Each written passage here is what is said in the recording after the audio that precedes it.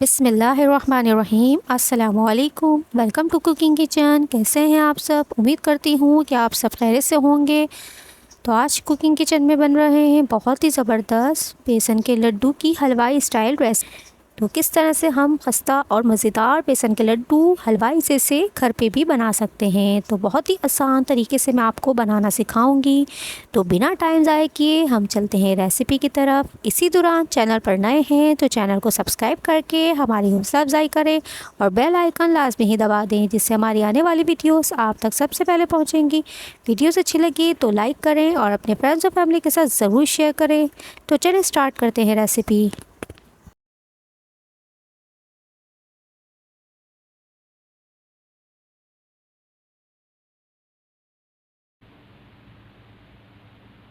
तो सबसे पहले हम यहाँ पे इंग्रेडिएंट्स नोट कर लेते हैं। तो यहाँ पे मुझे चाहिए 1 कप बेसन, साथ में 1 कप चीनी है और 1/4 कप यहाँ पे मैंने घी लिया है।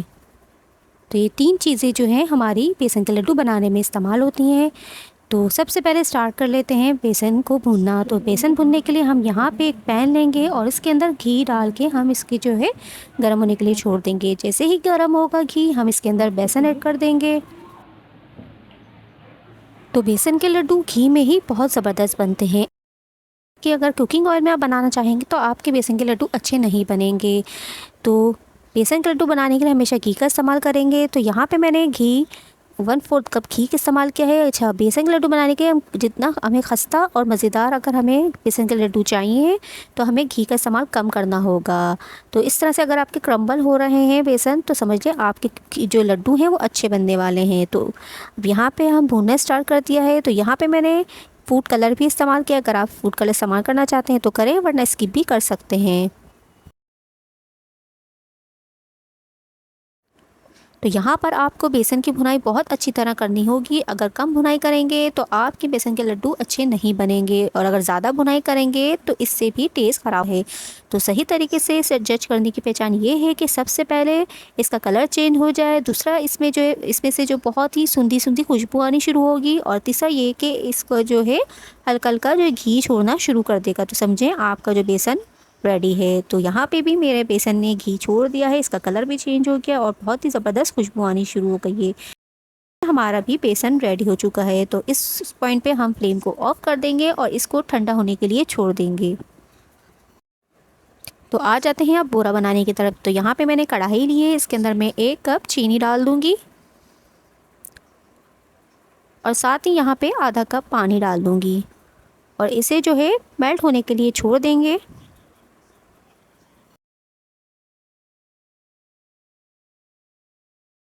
तो यहाँ पे चीनी हमारी मेल्ट होना शुरू हो चुकी है। इसको हम चला लेते हैं 1-2 बार।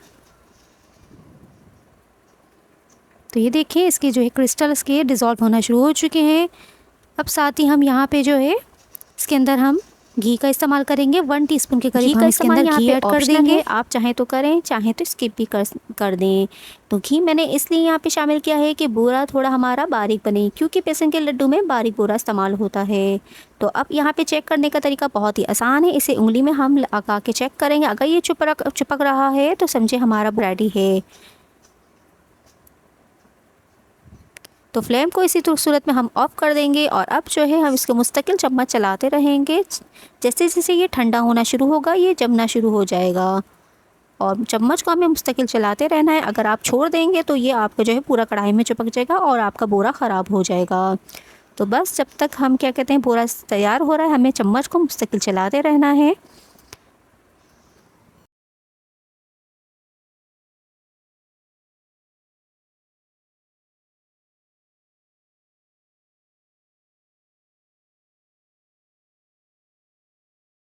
तो तकरीबन ये देखिए जमना शुरू हो चुका है। तकरीबन 5 से 6 मिनट लगे हैं मुझे बूरा बनाने में। इस तरह से ये जमना शुरू हो गया है। चम्मच को हम मुस्तकिल चलाते रहेंगे। अगर हम चलाएंगे नहीं तो ये हमारा बूरा चिपक जाएगा।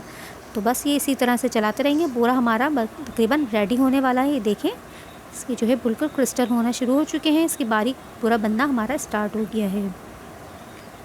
तो जैसे ही ये बूरा तैयार होगा हम इसको थोड़ा छोड़ देंगे रूम टेम्परेचर पर आने के लिए।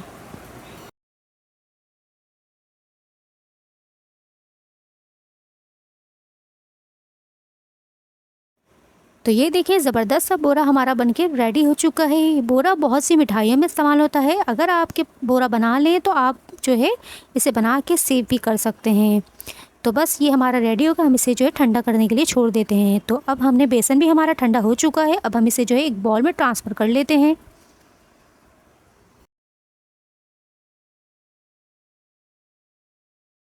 तो बेसन हमने इसके अंदर डाल दिया है। साथ ही मैंने यहाँ पे तकरीबन 1/4 कप के करीब मैंने पिसी हुई इलायची, हरी इलायची डाली है।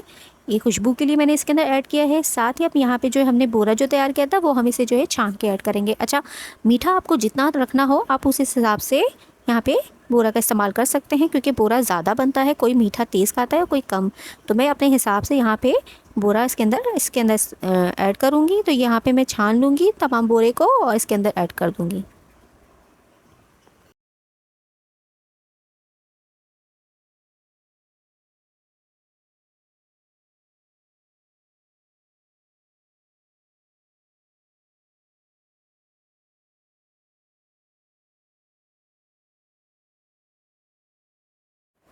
तो यहाँ पे बोरा भी हमने इसके अंदर मिला दिया है। अब हम इसे जो है अच्छे से मिक्स कर लेते हैं।